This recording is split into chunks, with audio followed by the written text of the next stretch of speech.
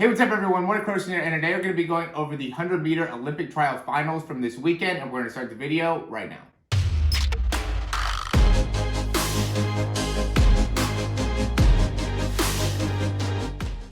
Okay, so we're going to do both the women's and the men's 100 meters from the Olympic trials this weekend. We're going to start with the women's, and obviously the big name that we're talking about here is going to be Sha'carri Richardson, but the other person that was really in a close contention here was Javion Oliver, who is right here in lane 4. And, really the big thing with Sha'carri Richardson is, not necessarily her making the Olympic team, but really does she really have a chance of being able to, beat Shelly-Ann Fraser-Pryce and Elaine Thompson when it comes to the, 100 meters in the actual Olympic Games. But we'll go ahead and just take a look at the video here. There's really a lot of great sprinters here, but really Sha'carri Richardson has come onto the scene very, very quickly and is the overwhelming favorite. As many of you guys know, ended up actually winning this race.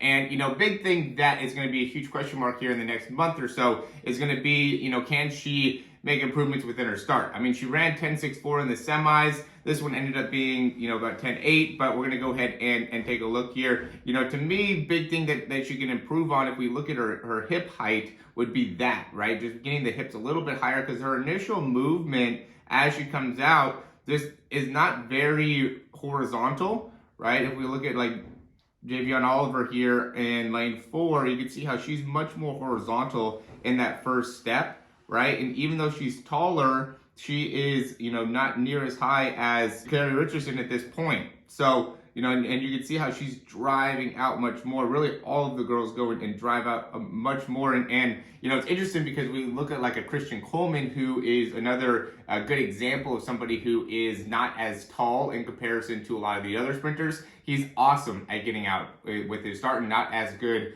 with his finish, where Sha'carri Richardson is, somebody who's definitely more on the shorter end when it comes to, other women that she's competing against, but she's not as good at it with her start. So, that's going to definitely be something interesting to see, if she's going to be able to work on that. And it just looks like she, ends up being a little bit short in those arms. If we look at that like right arm going back, she just doesn't really get near as much range going back there. She seems to be really quick. And to me, that ends up impacting how she ends up going through that start. Now, as she gets to a drive phase, and at this point, Javion Oliver is way out in front of Sha'carri Richardson and is definitely leading. And now it just ends up being, Sha'carri Richardson who is able to drive and follow through and finish really, really well here to be able to, make it so she won, 10.87 with her. I think the official time ended up being 10.86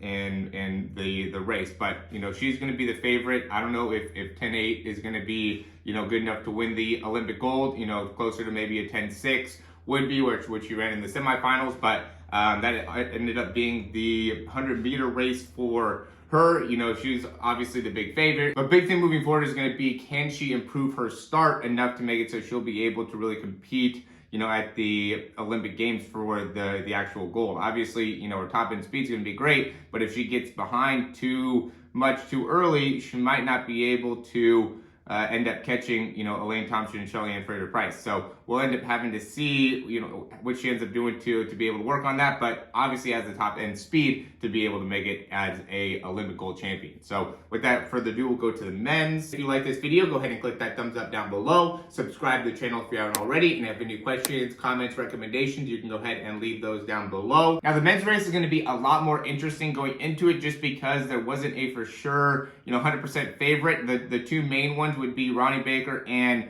Trayvon Bromell, who, were definitely guys that everybody was expecting to do, really well in the race here. But there's a few guys that could be able to win this race. So, I mean, we got Noah Lyles in this race. We got Fred Curley, obviously.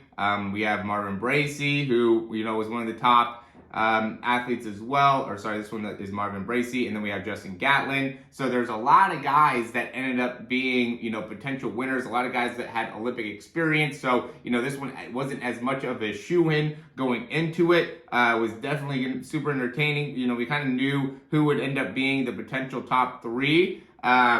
but we kind of knew it was going to be Trayvon Bromell and Ronnie Baker, just based off of how they were doing throughout the day, or really throughout the entire Olympic trials. Kind of figured it would be those two, but the third person was really a big question mark. Was it going to be Fred Kerley? Was it going to be Marvin Bracey? Marvin Bracey had one of the top hundreds in the world with a 1085. Was it going to be Justin Gatlin, who was doing consistently well? Was it going to be Noah Lyles? There was a lot of question marks here. Trayvon Bromell did a great job of getting out like usual. And once he got to his top speed, was able to really separate, and Ronnie Baker was right there next to him. He was the only person that really didn't get left behind here, and ended up, being able to stay with him and finish right behind him. And it was a very, very close finish here, with Trayvon Bromell a 9.8 here, and then, Ronnie Baker finished right thereafter, as well as Fred Kerley. Those ended up being the top three. And, I can still see Fred Kerley being able to make improvements and being able to,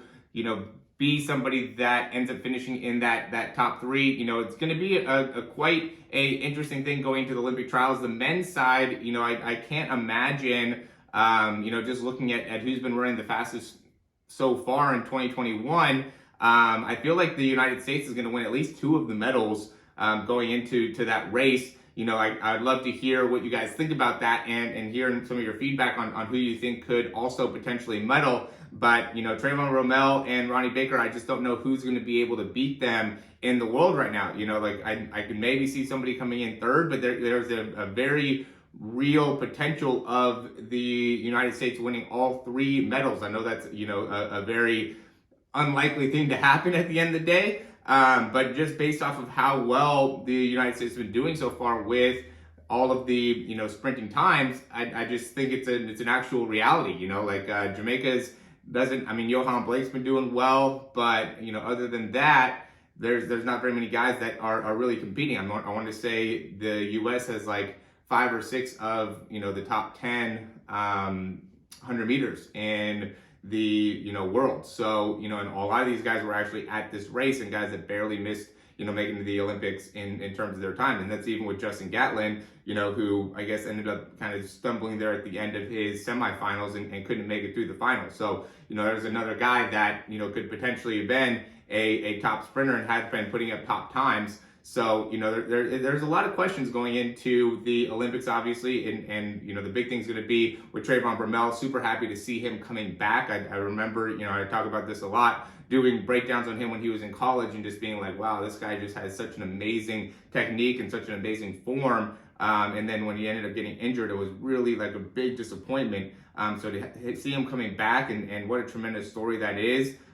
Super excited for that. And then Ronnie Baker, the guy, you could just tell when he's talking, like how hard of a worker he is. So Trayvon Bromell, Ronnie Baker, those two are going to be super big favorites to me going into the Olympic finals, especially because, they're both pushing each other consistently. So, I'm very, very interested in seeing how those two end up doing. And even Fred Kerley, I think he has a lot of potential to improve in his technique and ability to, get to his top end speed. So, once he gets to his top end speed, he's one of the fastest guys in the world. And so, there's going to be how well can he actually get to his top speed. We're kind of working on that, start working on that drive phase. And right now, Trayvon Bromell, he was running 26 miles an hour, as early as 40 or 50 meters into the actual race. Fred Kerley, didn't end up running that type of speed until later on into the race. That's why I say if Fred Kerley could figure out how to get to his top speed a little bit earlier, he's definitely going to be dangerous going into the Olympic finals. So it'll be interesting to see. We have a lot of great names here and a lot of,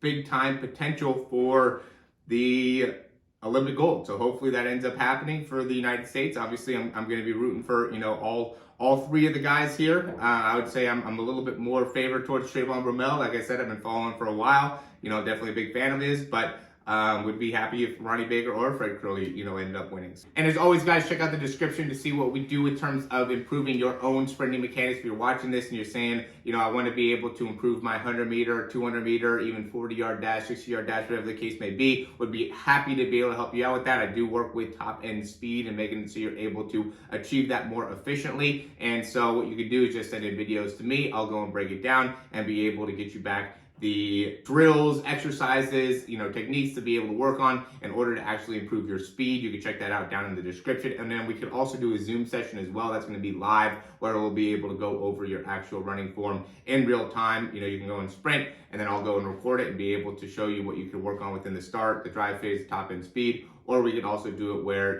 we could just look at your film and be able to watch it that way. So either way, I think it could be a great option for you to be able to improve top end speed. I'm really passionate about helping you guys out and utilizing a lot of this same type of film to be able to really make sure that you're able to understand what are some of the main things that we need to be able to work on, and what are some of the key parts of your body that you need to be able to improve in order to really maximize your performance. So as always, guys, thanks for watching. Again, if you haven't clicked that thumbs up down below yet, go ahead and do that, and subscribe to the channel if you haven't already, and we'll talk to you soon.